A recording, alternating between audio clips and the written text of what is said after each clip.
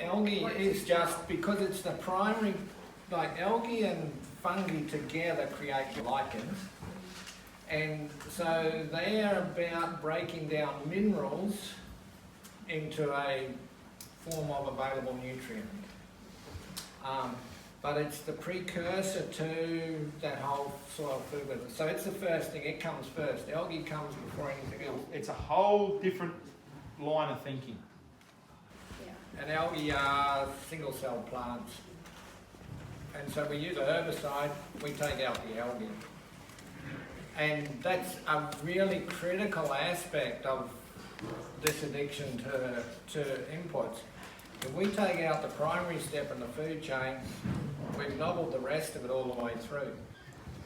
So this is our paradigm shift, and it's from kill, kill, kill agriculture to live, live, live agriculture. That is a paddock that we sprayed out because we thought we had to spray it out, kill everything, just plant a paddock of tropicals. So that's Roundup, that's the neighbour's Roundup paddock. That's a Roundup paddock. No kill, mixed species, cash crops. The mixed species. Mixed species is the most exciting thing I've ever come across in agriculture. Like, way back in the day, we were doing some stuff here and there, using biologicals, say friendly ferts and that sort of thing, but we were still hung up on all the pitfalls that went with monocultures. Monocultures, the big fella doesn't put them anywhere in nature. They don't happen. The only people that do monocultures is farmers. And it's the craziest thing that we do in agriculture is monocultures. Fear, I think we live in a fear of, oh my God, what is possible? It scares the life out of us. You know, what is possible? We're better staying safe. Okay, so the chickpeas were gratings, the sunflowers were birdseed, the corn was chook food, the sorghum was off the header from someone else's farm, it's not hybrid sorghum, second generation. The oats, the radish seeds in there, what else is in there, cowpea. Ultimately, when we create the system that's functioning as a system should be, we should not need to keep adding to it. Always do. People say, why? And I said, well, what's the most common thing that people spray in their summer fallows in a conventional cropping system? Volunteer wheat, volunteer barley, volunteer. So it grows in the summer. Who cares if it grows this high and gets too hot? We've had it grow sort of this high in the middle of summer. So put it in because it's another species in there. So there's the paddock that we planted dry, and I showed you those really cool photos of, showing up 2 years later. This paddock was the one that didn't get the biological prep on it, but sown after that first rain event. So slightly different. This is a paddock forage sorghum, and it was 8 foot high. That was the last monocultural crop we ever grew. Yeah. So that was, I showed this to Colin Size and he went, oh, send that to me because this is a factual piece of evidence. Yeah. Liz has actually since sent me another photo which was another year later, and it was right at the end of the drought, and you can still see dark colour in these paddocks. This is also one down at the front.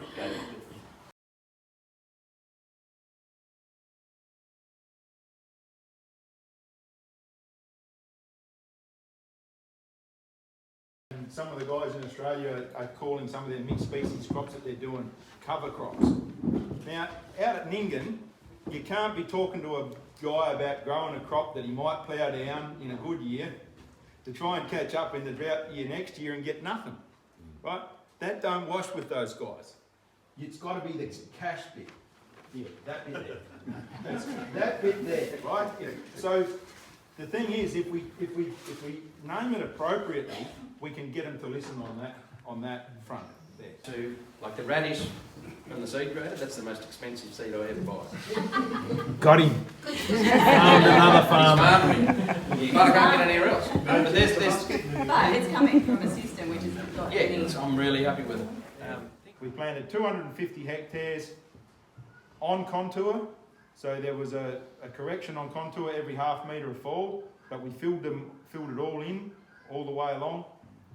It was planted of mixed species, lupins, radish, triticale and oats. Now, there's thinking gone into the varieties that we're growing, big, small, medium and long, so we can grade them all apart. But the other thing is, all of those plants want to grow tall, all of them. You know, if we have a good year, they'll get up that high. So part of what we're growing is that we want them to get above all the other weeds and stuff that's in our system.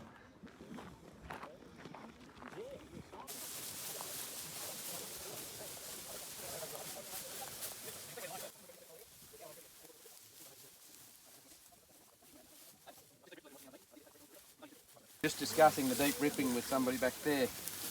We used it early in the part because we were all bare and scalded, because it sped the process a bit. Where we didn't do it, it took sort of 5-10 years to get grass on it. Where we did it, within a couple of years. And back then we didn't know that if we'd have gone in with the deep ripper and put biology in it to help activate the soil and then put a cover crop into it, we would have been even quicker again. But when we first started deep ripping, we were only doing it fairly shallow. All this country's got an inversion layer in it that's came from the old one-way plough, about that far down. So under that is all you have to do. Any deeper, you're just wasting diesel. So we're basically only ripping about that deep. But as I said in the presentation, that paddock up here, I couldn't even get the ripper to dig into it when we first came in. So you'll notice here, where this has been ripped, there's a bit of softness in the ground, which is quite encouraging. It's not as good in the grass, but we're getting there. This was like concrete and it just shed water like a tin roof. This is the photo of the sacrifice paddock with the feeder in it. That's the tree that was in the background. So we used this 6 hectare paddock to feed like 1,200 lambs a couple of times early in the drought. We knew it was already all like that, so that we're not going to do any damage to it because it was already stuffed. So we did that. Then we basically sowed a summer multi-species in it last year to try and start to fix it. I ripped the lines for the saltbush. And that's why there's a bit of remnant sorghum and stuff in here for regrowth from last year's multi-species. So the bare patches are indicative of what it is, but when you actually stand on the bare patch, there's a little bit of give in it. It's not like the concrete it was. So we're happy that it's not as bad as what it was. And the water's not going to run off there, it's going to hit somewhere else and pull up. So we've stopped that part of it. You'll see strips of grass where we did plant. So what happened is the bomb said there was going to be a good rain event early November. And as I said, the secret to the tropical grass is not how much preparation, it's the 3 or 4 falls of rain afterwards. So the rain was coming, I planted it in November, we got 40 mils and we went, you beauty, this is easy. And it was bare, there was just a bit of cover crop left, so it wasn't a heap of competition. Got the 40 mils, then we got another 20 mils with it. Too easy. Rows of it, lovely rows of grass, all through it, this paddock, that one, that one. Unreal. Didn't rain all of November, got to the end of November, a week of 45 degrees, the lot's dead. We declared it a failure because it was 1 plant per square metre, but there was lucerne and the desmanthus. So we left it, and it's eventually filled in. So here on an average, we probably got less than 1 grass plant per metre. We don't have the desmanthus and the lucerne like we did, but we're content to just chill, let it happen, give it a rest. Yeah. So there's a row just here. That's remnants of the. So that's a row of tropicals that's coming up like hairs on a dog's back. Possibly because of the water. Yeah, there's enough here. Yeah. Ignore the bare ones and see that one, like it's covered in root hairs. When you got chemical, then we know you don't have that. You have the white one. You have that one, or the white one. That one. Yeah. There's actually video footage of watching the bloody root tips of the bloody plants reaching out and grabbing the protozoa and sucking them in and not having to it. So the blackness is the blackness is the humus, granular humus. As soon as it gets wet, it's all gone dark. So that's before rain, after rain. That goes through the box, all right. You will in a minute. In a couple of days. What do you think of that, Angus? It breaks the soft rock down to a bloody available form pretty quick by adding the humates to it. Cool. Now you don't want massive humidity while it's sitting There's on possibly liquid. I don't think sulphur works in your liquid system. It antagonises other. Zinc phosphate does it too. So this is pretty cheap. So those little tiny little half round fellas that look like quite smooth, that's just purely bentonite and sulphur mixed together and prill. So that's the best way to get it into your system. Or pure salt. Yeah, you can put pure sulphur in too if you wanted to. That just makes it in a granular form to run through your planter, that's all. Does that come with the mixed with it? Yeah, this gets made up by the merch man in Inverell. And I just Mick Terms' brother-in-law just How much sent that come? about 600 or something.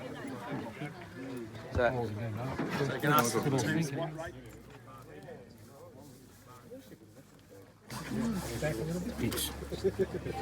so you'll see the black stuff start to kick into gear pretty quick. I might have put too much water on it, but it's swelling up. See the black stuff swelling up already? Yep. So it is pretty quick. What's the humate, Justin? It's humus. Oh, it's humus. Yeah, and a humate is a form of a humus, and there's lots of different humates. It's from brown coal. Yeah, there's all different forms of it. I wouldn't be able to give you. Round coal. So my brother's over in So there you look, see it's starting to get bigger and bigger, so it swells up. So it's only a little tiny bit percentage-wise in the mix, but look at see the black breaking down, Anyway, he was trying to and it helps all bind to the whole show. Everybody said, oh, rock phosphate's really slow to break down, you don't get any benefit after 2 or 3 years. That makes it. Yeah, and it's only friggin', but again, like Kim and Angus said, you can put 20% humates in there, but Kim and Angus said, waste of time, you only need to stick at that lower rate. So there's only, I think it's two 20-kilo bags to a tonne of that humate, to the point where you look at that handful there, I can't hardly see it, but just see there, a little bit black there, a little bit black, so that's how much is in the mix. And it's